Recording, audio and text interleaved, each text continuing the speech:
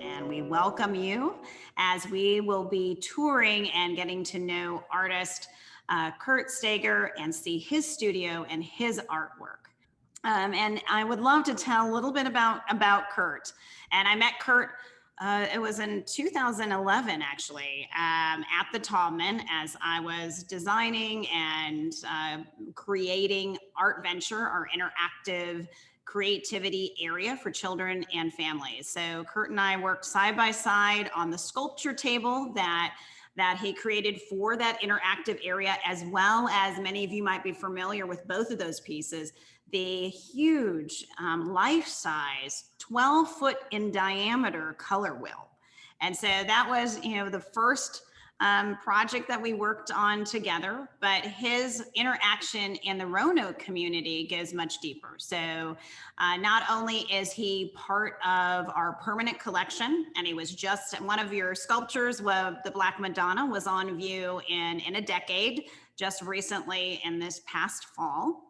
But also, and we'll hear about that a little bit during the tour, is the Burden Boat and how it is part of the Dr. Robert L.A. Keeley Healing Arts Program. And at that, I would like to recognize the board members that are present here today and that integration. And Kurt Steger's sculptures and architectural constructions address the interdependent relationship between man and his environment. His interest in psychology, shamanism, and the healing properties of art and nature are present throughout his work. Kurt's work includes an environmental indoor sculpture for the City Hall in Sacramento, California from 2005, a public commission to create the traffic circle in Grass Valley, California, 2009, and a performance of the Burden Boat at the Smithsonian Institute in Washington, D.C. for the 10th year of 9/11 in 2011. He received a New York Foundation Art Grant in 2017. Kurt lives and works in New York's Hudson Valley, where he is developing a site for architecture and sculpture. And with that, welcome Kurt to our Curated Cribs, and thank you so much for joining us. Thanks a lot, Cindy. This is it's great to come back to Roanoke in this way. And, boy, it's just it's been a journey. I got to say that prior to Roanoke, the Roanoke area, I was in California, born and raised there, and spent most of my life at that point, and then moved from California to Floyd, Virginia, which was quite a adventure, and Floyd was an amazing place to live, and the connection to the Floyd community and Roanoke was really I can say life-changing for me. It was really a huge transition in my life, and then moving from Floyd, Virginia to Brooklyn, New York was equally a shock, I love to say. I moved in with Meg Hitchcock, who we married and set up business in Brooklyn, in Bushwick at the time. And unbeknownst to me at that time, that Bushwick was the center of the art scene in New York at that time. And we had a framing shop, and so met a lot of artists, and really, transformed my outlook on art and my process. And it was interesting being a nature-based and environmental-based artist to be living in the city like that. And I found my way eventually to bring my concepts into an urban setting, but ultimately it wasn't sustainable to be a sculptor in New York, because I'm just not rich enough, and it just takes a lot of space to be a sculptor, and space is such a premium in the city. So a little over 3 years ago, Meg and I bought this piece of property about an hour north of the city, and this is where I'm building my dream. I've just finished my studio, broke ground last July, and finished approximately 2 months ago, I moved in, and so it's my dream shop studio, and we just converted the other space on the property that was my studio into Meg's dream studio. So she's got her dream space as well, and she's just about week 2 in hers. So we'll do a little tour of both the studios, and we'll do a little tour of the property, and I'll go over a little bit of what I plan to do as we tour around the property. But in essence, I'm wanting to create this into a creative space for the arts and design. And so architecturally, I'm designing the studio and the landscaping of the property. Ultimately, there'll be pathways to sculptures, and I hope to show my work as well as other sculptors' works here. Do some performance pieces here. Have basically a gathering place for artists, like-minded people to come and gather and share ideas and be in an inspiring, nurturing space. And so as we go further in the tour, I guess I'll talk more about that idea. Wonderful. Thank you, Kurt. And we'd love to start with some of your earlier works to show that progression. Great. And I guess I'll talk over these a bit. And this is Black Madonna. This is the piece that is in the permanent collection at the Taubman, which I'm thrilled, and I'm going to thank Lucy Hazelgrove for that donation. This was part of a solo show I had at Roanoke College, curated by Talia Terrafiero, and it was a huge solo show for myself. It was a major solo show for me. I mean, it's a huge space to fill, and it was a great opportunity to showcase the works that I was building out of in Floyd, which also included the Burden boat in this project. So then, as I moved up to, this is jumping into Brooklyn, I was building these structures. I was really moved by the urban landscape, but also connected to my environmental foundation, literally, and in this case. So I was building these very geometric structures off of found objects from the urban area. In most of these cases, this is chunks of concrete that I found in my neighborhood as they're gentrifying the area and areas were being demolished. I would pick up a piece of concrete and I would note the address of the space and then build a structure off of it, and, in a sense, as a kind of a landmark or a memory of that space in the past.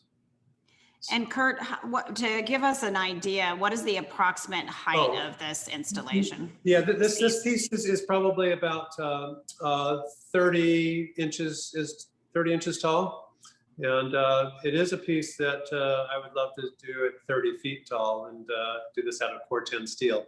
This one is the majority of my works are made from wood, and so these are hollow wooden boxes, and there's a rust patina is the finish on these, or on this one.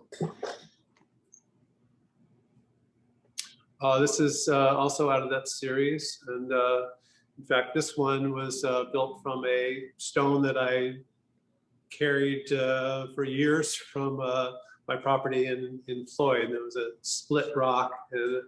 I've worked with split rocks in the past, and there's a fascination to me that finding a split rock, being able to find both halves is just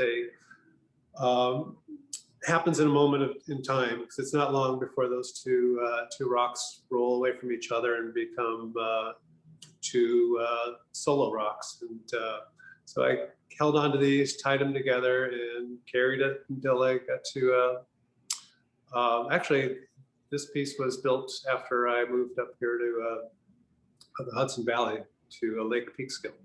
So, move along.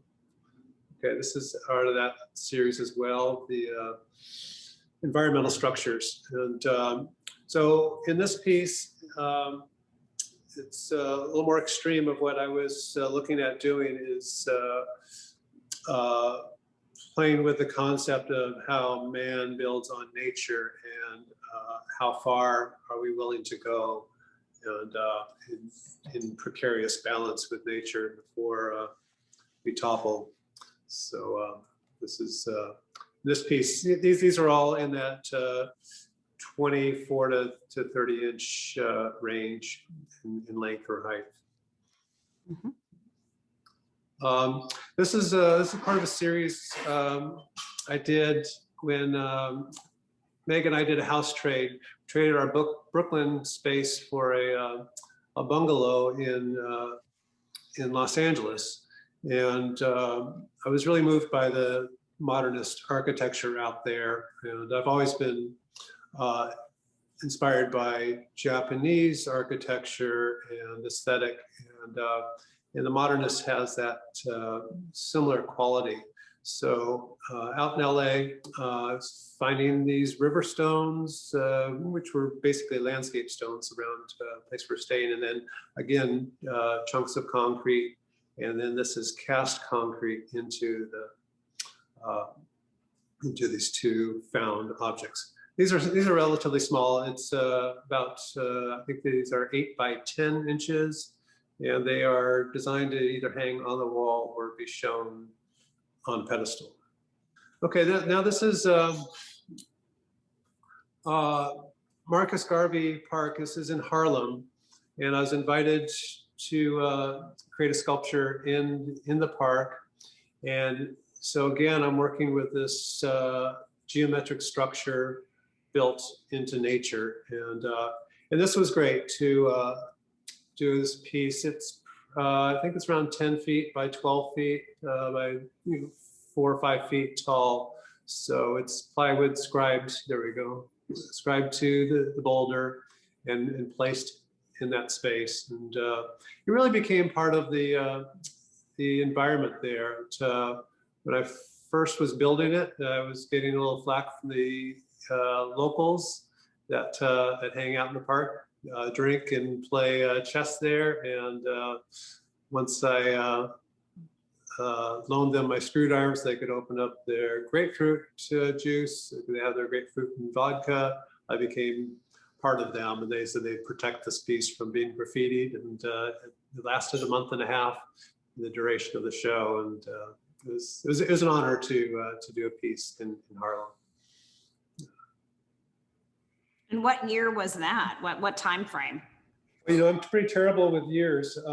That would be 5 years ago. So Okay. yeah. 2013. 2013. Okay. Yeah. 13. Thank Thanks, you. Meg. Yeah. Okay, then this is a series I did. Again, these are found pieces of concrete from our neighborhood in Bushwick. And this was actually from our laundromat that was going to be turned into a luxury condo. And but these pieces are inspired by the trip that Meg and I took to Tibet, which was it was 2017, and it was very influential in my work. I was really drawn by the monasteries that were built into the mountainsides, and you know, and how they were connected. You know, it really felt like there was a beauty and sacredness, and how the architecture was built into the mountainsides in Tibet, and I wanted to recreate that. So these are, you know, my version of sacred spaces built onto industrial or found objects. These are small. These are maybe in the 8 to 10 inches range, and they're hollow, and a lot of them they have objects that I brought back from Tibet, some herbs and stones and things that I imbued the pieces with.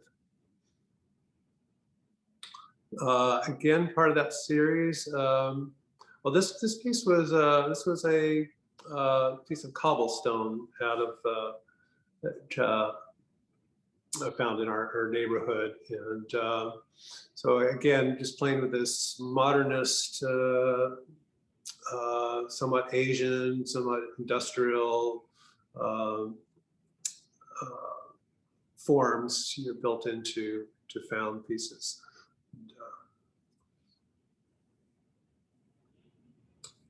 Again, this is part of the Urban Stupa series, a little bit different. This is cast concrete on a piece of found concrete. So similar in how I was building the other pieces, where I form a wood box to the found object, in this case the concrete. But in this case, then I pour concrete inside that form, and in these cases, then I would burn the forms off, and that would give the concrete a patina. And these are all hollow as well. It can be light passes through them. Part of that same series,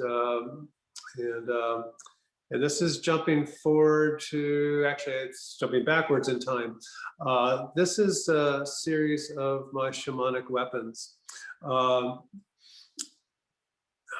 I'm so moved in human psychology and behavior, and this was interesting. It was,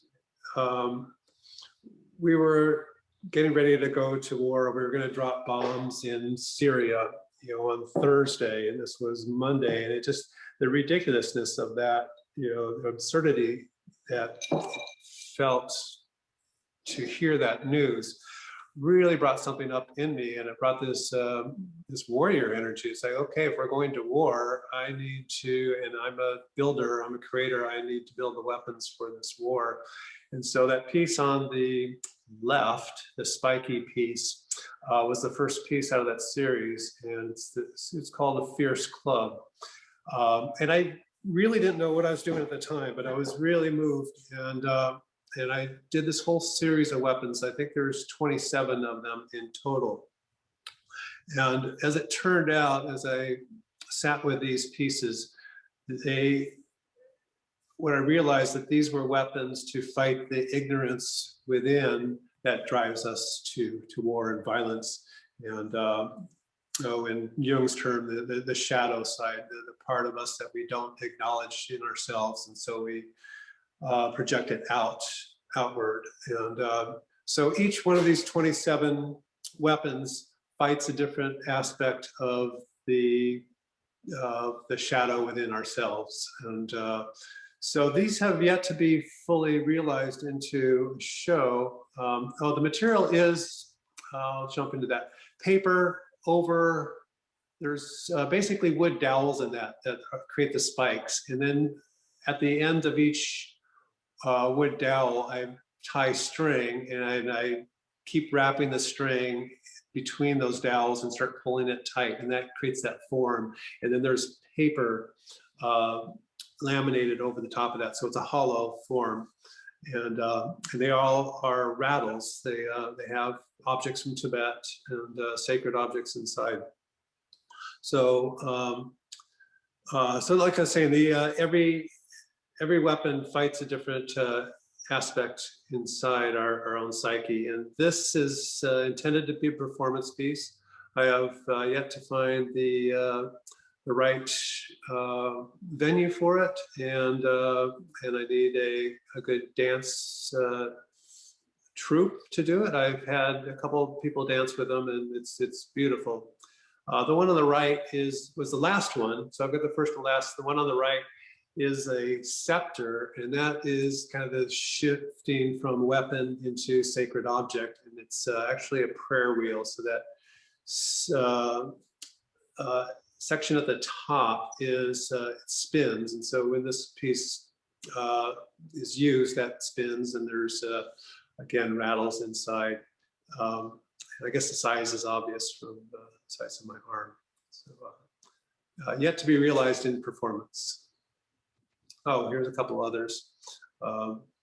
There's a combination. For the most part, they were clubs and knives, and then shields.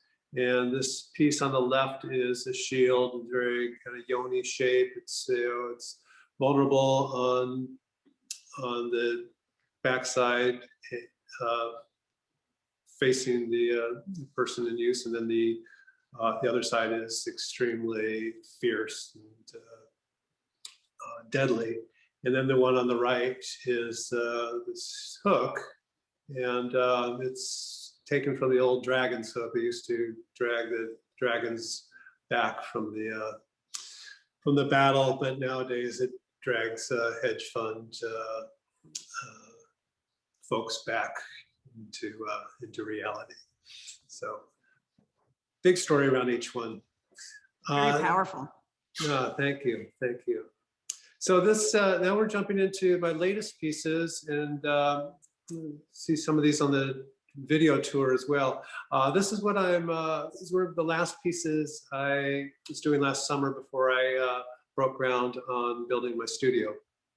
And these now I have outdoor space, and I'm building an outdoor sculpture garden, and so now I get to build outdoor pieces. And the great thing about this is I can build large pieces. I don't have to worry about storing them. I've got a place for them.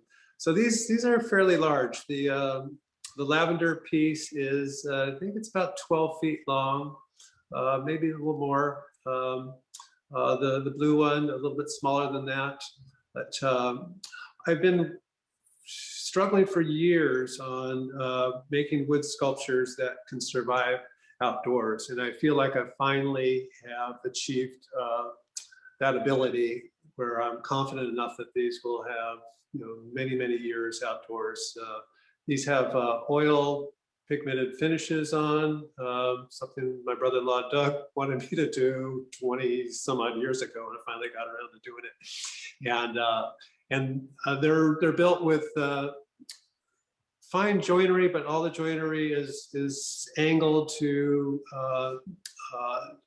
let water out and not get saturated and rot. So these have been wonderful to have in the yard for the last year, and how they change through the seasons, with snow sitting on them, rain.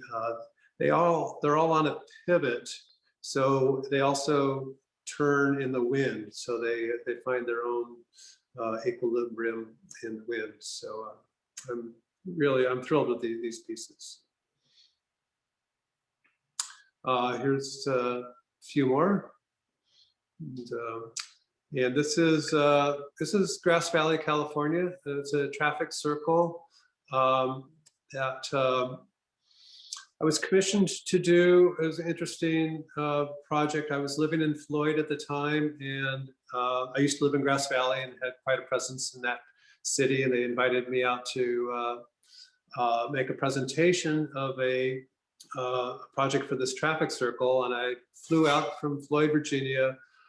I made a presentation. I came out with a model, made the presentation, and they said, yes, you can have this if you can have it done in, I think it's in 4 months. And I didn't have any time to go back to Floyd and gather clothes or anything. So I rented a room.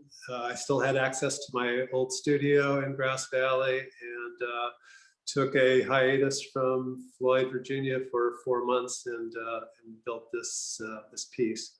And it's based on the architecture. This is an area of the gold mining area of California, up in the foothills of the Sierras. And so these timbers were built in the same form that they used in the gold mines. These wheels and gears and things, these were taken from the mining days, and embedded into the concrete. And the concrete was actually cast into the sand the same sand that they cast those gears in. That foundry is still operational, and they were great. They were thrilled with the project I was doing, and they loaned me garbage cans of casting sand so I could cast this concrete in it.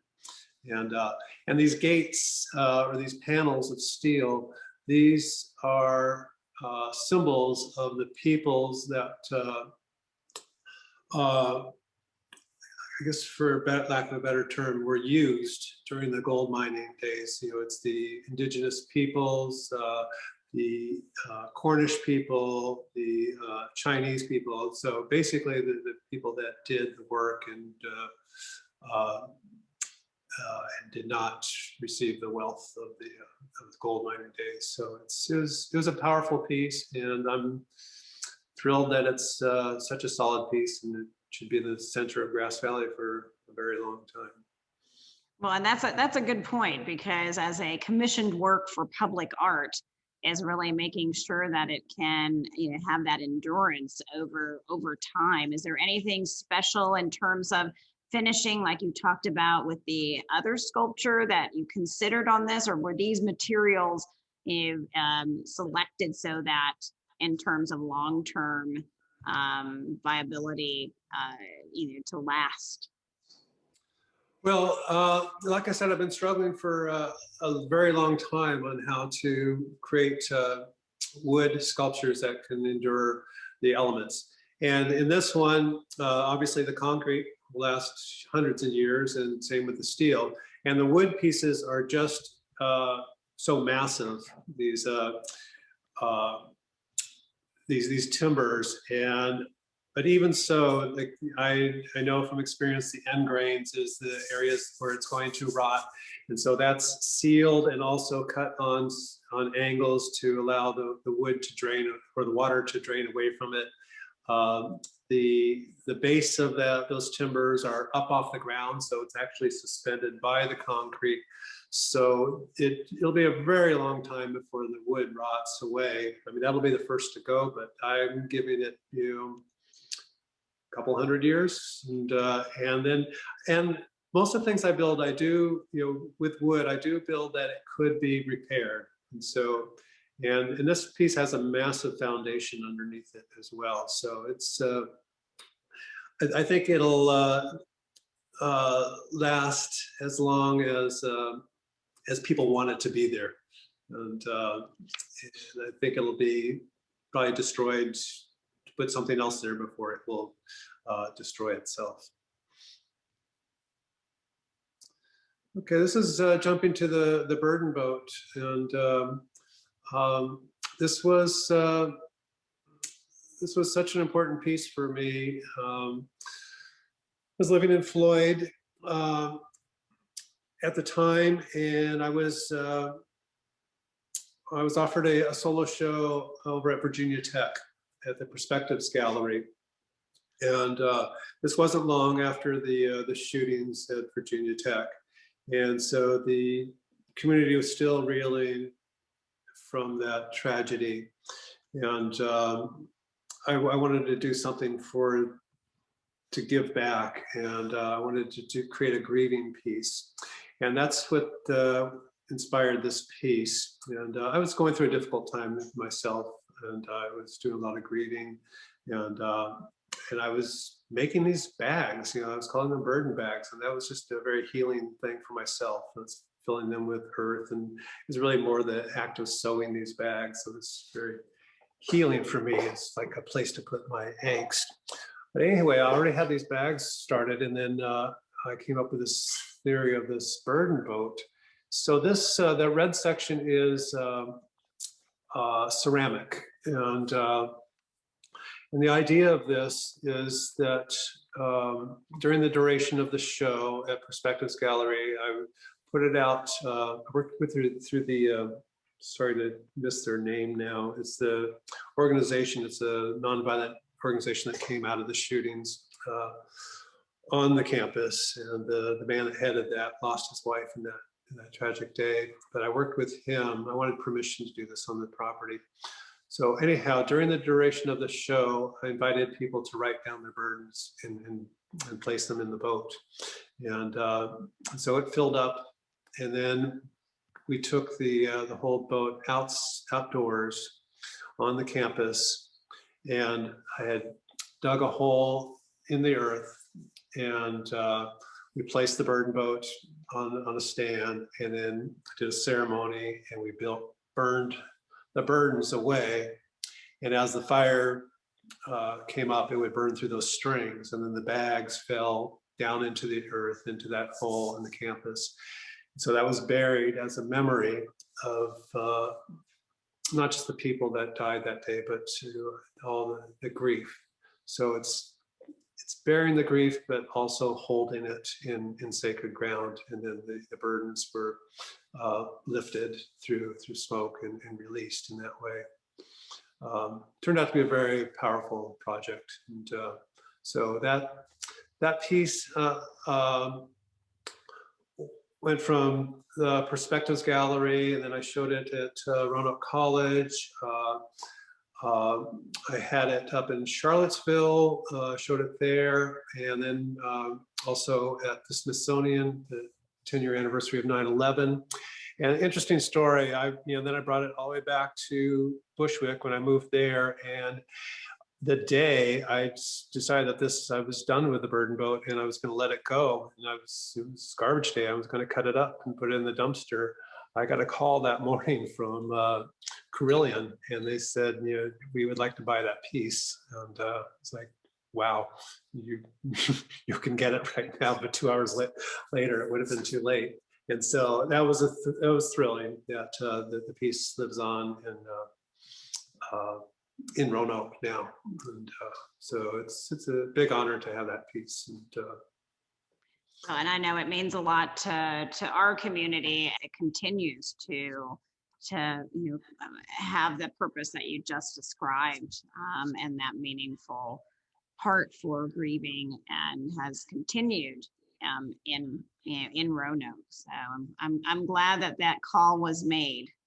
I am thrilled at the call, and what really, the other big thing about this, it used to be mine, and I used to do the ceremony, and it was really great to let go ownership of it. And I did the first ceremony at the hospital, and then after that, the chaplain at the hospital is doing it, and I think it's at least a couple times a year. And they're telling me that people are writing their notes. It's there at the entrance of the hospital. And when I was there, someone came up and said, my child is getting cancer treatments here, and while I'm waiting, it always helps my heart to be writing down that note and putting it in the boat. So it's the greatest gift for me to be able to give this away.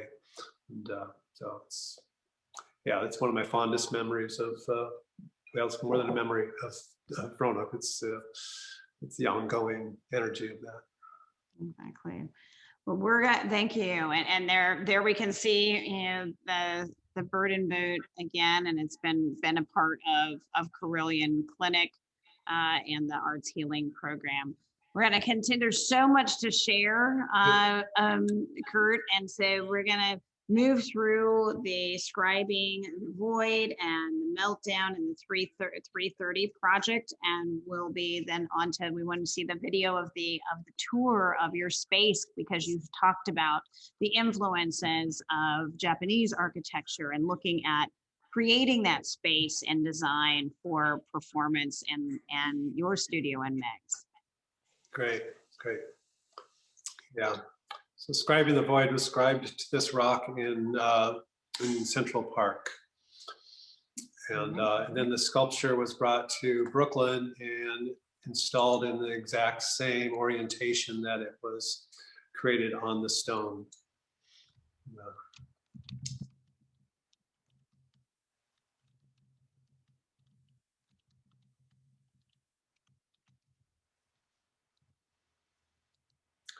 I gotta say, there was a, so that whole scribe line, which was 82 feet around, I collaborated with a composer, and so he took that line and scored it to music. And so there's I think there was a 18-minute composition made from that line. So basically he composed the Song of the Stone.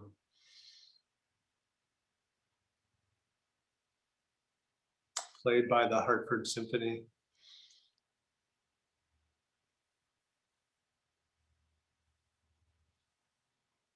We're going to show a video of that. Okay, this is a quick installation view of it.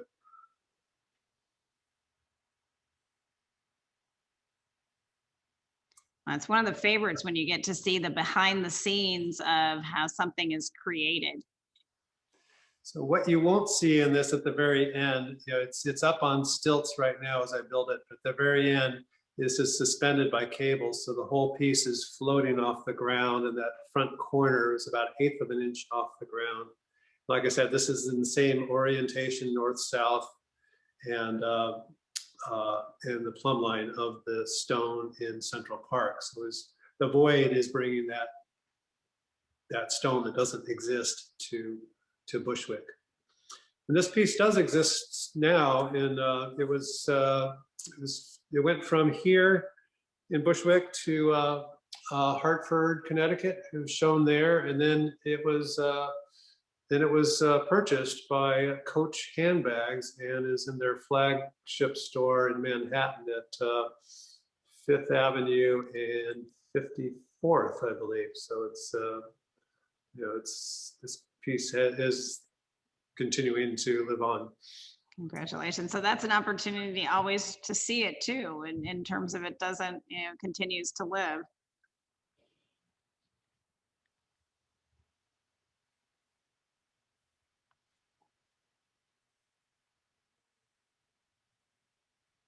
And do you usually work with a number of people in terms of assistance, helping, especially in big projects like this?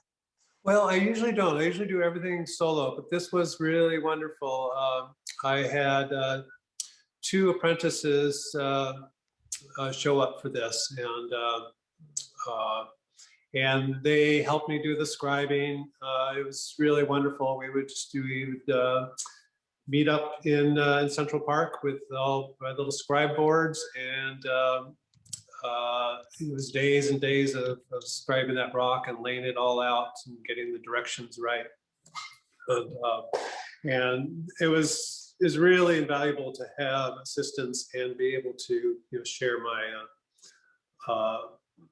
my skills with them. And that's coming back around now. I have 2 young men that are working with me that I'm thrilled to be sharing my experience with. That's great. And I know that was something that you had talked about as being able to, in your new space too, be able to share and have people come and gather. This is a great image to be able to see from the outside as you're walking by. And I'm sure, where it's the permanent home, it's the same thing. Yeah, no, it was a great gallery to be showing that piece. Okay, now we're jumping to Meltdown. I think we'll do a quick one of these. This is made from gutter water collected in Bushwick that I froze and then had on that contraption. If you can go back one. Yeah, I've got this contraption, and this pot of ice hangs over a turntable with paper on it, and as that contaminated ice melts and drips, it lands on the paper, creating a mark. And it's a communal piece in the sense that people sit on these benches and it's a Zen meditation. We watch the drip drop, turn the paper a 1/4 of an inch, wait for that next drip and the next drip. It's quite mesmerizing. And, I've had young people sit and watch this and participate for 45 minutes without getting on their phone. So that was a success. Well, we'll move to the 330 project then. Okay, yeah, so this is where we are now. So walking out my studio doors, that sculpture sits where I hope to have a pond one day. Beautiful space, Kurt. Thank you. Yeah, we've been putting rocks in place, basically dug out the pond and then filled it back in. But all those rocks came out of the hole that we dug. It's looking towards the house, and that boulder there is the reason we bought the property. That I love rocks. We had this incredible boulder here, and so I built this deck and bench into the boulder. Same idea as my sculptures. Fire pit. Well, and there's so many elements here for gathering, and you know, Yes. you had talked about kind of that performance element and a place for artists and for others, for builders and art and design. So we're going through this gate. Oh, okay, here's the bench. The deck that was built into the stone.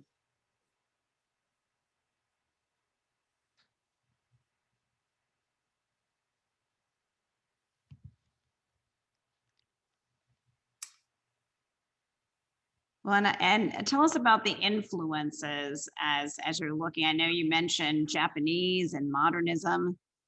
Well, I've been a carpenter all my professional life, so we've got 40 years going into it, and I've been a carpenter, a furniture maker, cabinet maker, and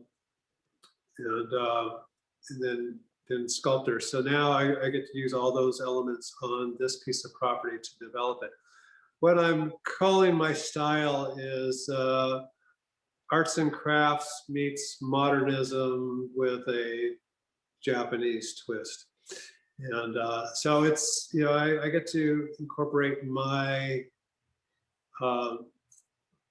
my sensibilities. And you know, there's going to be a beautiful, I've just built it. I'll be installing it in a couple of days between those two posts, a beautiful screen. And so it's a fantastic piece of property for me with these large rock outcroppings. It's not a big property. It's just a little bit over half an acre. And I'm doing this all on a budget too. So these are found cobblestones and concrete pavers and things that I'm using. This is Meg's studio. We'll do a quick little tour inside that space towards the end of the tour. And it's also nice that, you know, we're in a neighborhood, so we've got neighbors that are walking by. There's a lake across the street, and so people walk around the lake, and we meet our neighbors, and it's great to invite them up on the property. Well, and there was a background story on how you really discovered the property, because you were at the bungalow that you mentioned on a trade in LA. Is that correct? Oh, right. So while we were in LA with this house trade, we both worked. Meg and I, you know, we're artists, so we work all the time, and so we worked really well up there in LA. So we're kind of isolated on this mountain, and it was a beautiful, simple piece of property, but we had coyotes walking through the backyard and deer, and we loved the lifestyle up there. And while we were there, Meg started going on Zillow looking for properties outside the city. You know, my mother had recently passed away, and we got a small inheritance, but enough for the first time to have a down payment. So we realized, okay, we can get a few years out of this in New York, you know, paying our rent, or we can do something with it. And so, you know, I drink to Mom right now. She allowed us to to get this piece of property. So that'll be sculpture pathways down below there. And coming up is the first viewing. This is the piers underneath the new studio. And there's the studio. And, so yeah, the lifestyle up in LA really spurred this idea to move outside the city. And we chose this area because it's a 10-minute drive to the train, and then it's a 50-minute train ride down the Hudson River to Grand Central. So we've got great access to the city. It is a beautiful place, and you know, I can see that creative space for performance, as you had, you know, talked about that vision for gathering and having people come, which I know you're excited to explore. I really am, because it's one thing to do this for myself and to do it for Meg, but you know, I really, you know, I feel so fortunate and filled with gratitude to have this property to work with, and to be able to share it is really, it's going to make it all worthwhile. And so, you know, you are catching it in the winter, you know, which is nice because we've got lots of sky. But in the summer, this place really becomes alive, and I've really gotten into landscaping. And this front deck area, it's obviously just plywood now, that's going to be the main element of this whole studio project. I'm doing a beautiful Japanese style timber frame on the front of the building. That piece right there is that was the companion to Black Madonna. Yeah, it is going back to the earth at this point.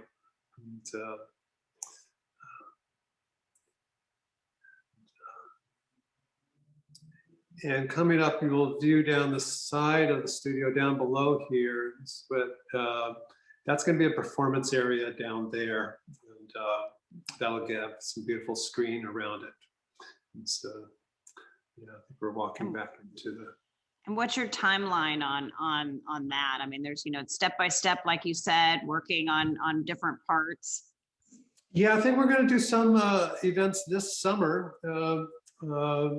as long as everything opens up. And but you know, COVID has actually put me, I think, ahead of schedule 3 years, because I've been at home, and so it's you know, I'm one of those people that have benefited from it, and I've had nothing else to do but work on the studio, and so that is well ahead of schedule. The studio is probably 5 years ahead of schedule, and I had an angel investor who gave me a loan to do this, and so and he believes in the project that I'm doing. So I think we'll start having performances not this summer, but the following.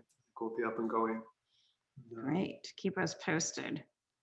Well, and the view in your studio is beautiful too, which yeah, you know, and it's big enough. It's big enough to do the pieces that you're working on. Well, this is the thing, is this is my dream studio. After, you know, every studio I've ever had, I knew that I would move on, so I can only do so much with it. And so this is my permanent studio. I hope to get 30 years or more out of it, and before I pass it on to somebody. And it's built to my specs and my needs, and there's still a little bit more to do. I'm building a loft in it, but it's I have a hoist. So I will have a hoist in there so I can lift heavy stones, and I think it'll accommodate anything I can imagine at this point. Well, congratulations. That is fabulous. And thanks for sharing with us today. But wow. Thank you. Thank you. It's a blessing to be able to have this to share. So, it's exciting. It's exciting. Yeah. And we have, I believe we have Meg's studio next, and then to take a look. And if there are any questions, go ahead and type in the chat. I'll weave those in. And it's great, like you said, having Meg's studio and your studio on the same, in the same space, and your dream studio for each of you. Yeah, we each walk off with our cup of coffee in the morning to our prospective studios, and this is Meg's dream studio. You can chime in if you like, Meg.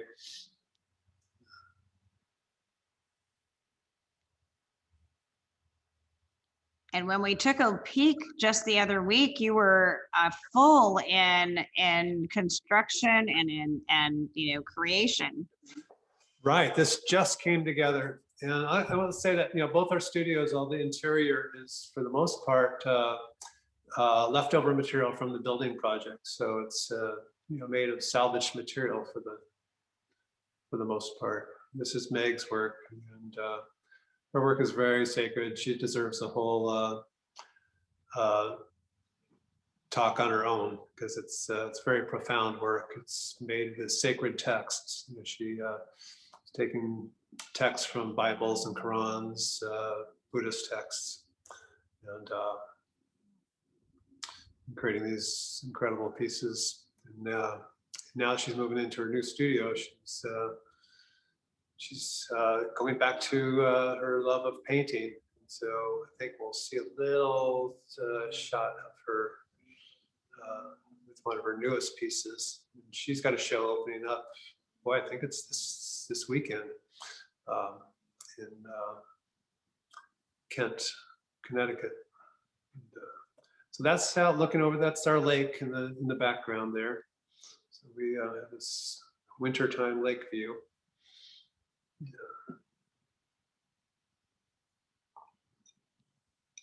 I know we all enjoy being able to tour the studios, both yours and Meg's, and very different in terms of the tools and the supplies you're using because of what you're working in.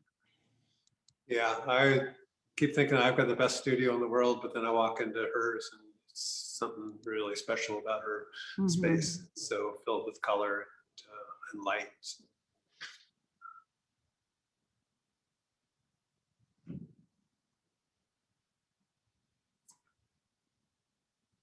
So these are her pieces of, I believe these are the illuminated manuscripts. And she's also doing these sligs, which stands in for still life, I guess. And,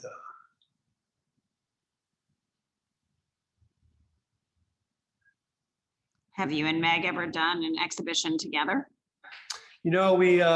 I think if we squeeze in the very last video, you'll see the one and only show we did together, which was here in my studio prior to bringing up the tools and machines. So we did a weekend gallery opening here as a celebration. We showed together, and it is yet to happen in a formal space. And, Great. Well, and there's a comment from Marie that maybe most can see, but she works at Curated. I think you worked with her earlier on, and just that appreciation of the burden boat. And I agree. I mean, we've seen it, we've heard about being able to have that for the patients and the healthcare workers at Curated during this time. yeah. Oh, yeah. Boy, I didn't think of that. We have one more video, so we'd love to show, and that's the wheel video. So let's go ahead with that. So this is my studio prior to moving any machines in, and this is this show that Meg and I had together. And why, when we did this showing, it was really difficult to imagine turning this into a shop, because it is a spectacular gallery space. And it just happened to fit this wheel sculpture that I have a very difficult time showing for lack of space. Oh, incredible. Tell us a little bit more about the wheel sculpture as we round out our hour. That was that's the third iteration of that wheel. I just, there's something about, as a woodworker and a maker, yeah, of wood objects. The wheel is so primary to what humans have made in it's like the basic technology. And so I'm really drawn to that idea of the wheel. And the axle of that wheel is a branch. It was a tree that was hit in Bushwick and knocked over by a truck, and I salvaged it. And that curve of the tree creates this momentum when that wheel spins. And so it'll, with the slightest push, it'll go for the longest time, and then it'll start rocking back and forth. And it's very mesmerizing. Again, it has that Zen quality of the Meltdown Project. And it's that, again, the interplay between the man-made and nature. So it's a favorite piece of mine. Thank you. And I've got a question that came in terms of kind of that logistical part of a sculptor. So, you talked about the burden boat, it had shown different places and you were getting ready to kind of take it to a new place, and you got the call from Carillion Clinic, and the other piece that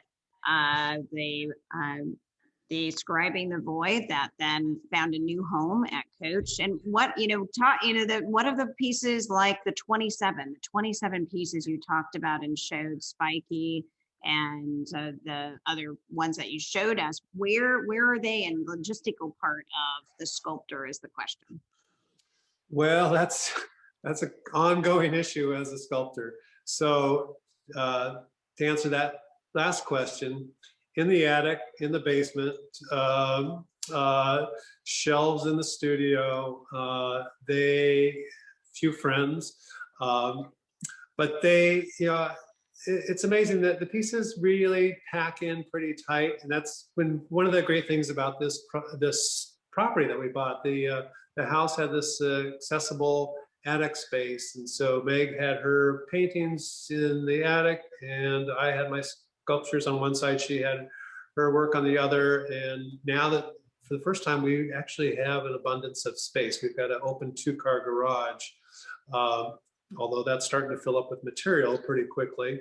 And often a lot of my pieces, like Describing the Void, they're built to take apart. And that is a consideration when I create pieces. I don't want to be constrained by the realities of storage and whatnot, but at the same time, it comes in to effect. And also, I do need to make pieces that I can transport in my van, because I don't want to be renting a truck every time I want to move the works. And commission work is another thing, and that's built into the budget.